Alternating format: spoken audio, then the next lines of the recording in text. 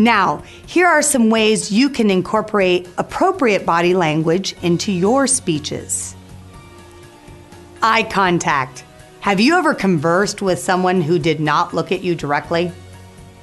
The person looked over your shoulder, above your head, at the floor, at their phone, or even at someone else, everywhere but you. How does that make you feel? Most likely, you doubted that person's interest, honesty, and confidence. Or you may have felt excluded or ignored. The truth is, eye contact plays a major role in how people perceive one another.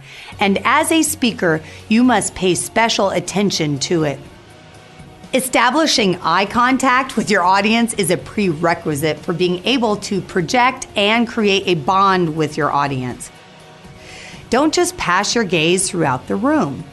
Instead, try to focus on individual listeners and construct a bond with them by looking at them directly in the eye for 5 to 10 seconds. To make this happen a little easier, find a single person in the audience. You know, those who are nodding in agreement or fully engaged with your every word. And make eye contact with him or her. Stay with that person long enough to deliver a full sentence or complete thought. Gestures. Gestures are the most expressive part of body language and consist of movements of the head, shoulders, arms, hands, or some other part of the body. To be most effective, gestures should be made above your elbow and away from your body. And they can be vigorous and definite to show conviction and enthusiasm. For example, a sweeping wave of your arm to show distance, or a rapid up and down nod of your head to indicate approval will add more of a punch to your message than a half-hearted hand wave or a barely noticeable dip of the head. Facial expression.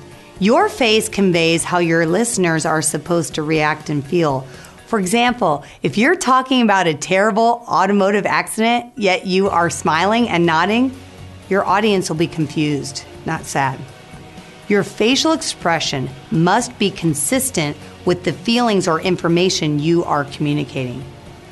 Your eyes, eye movement, eyebrows, and mouth play vital roles in showing sadness, fear, happiness, anger, frustration, nervousness, excitement, boredom, interest, wonder, exhaustion, aggressiveness, confidence, and uncertainty.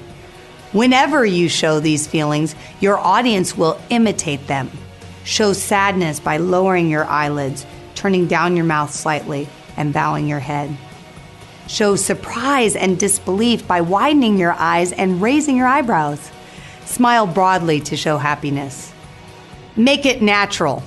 Body language needs to look natural so that it is consistent with the meaning of the words spoken. Using body language that is comfortable for you and enjoyable for the audience takes thought and practice.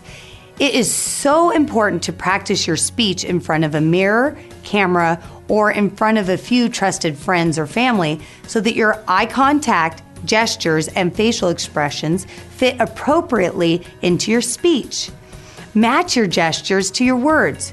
You should be compelled to gesture and make facial expressions when your thought requires such action.